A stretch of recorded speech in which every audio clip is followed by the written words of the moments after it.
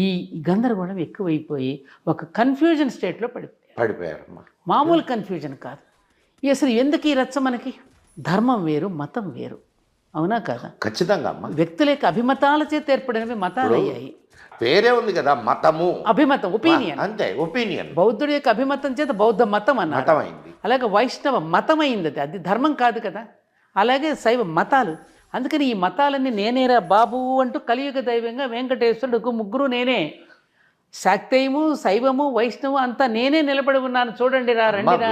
వేదాలు చెప్పే దాన్ని కూడా కట్టుకథ చేసేసారు. అమ్మవారు అలిగిపోవడం ఏంటండి?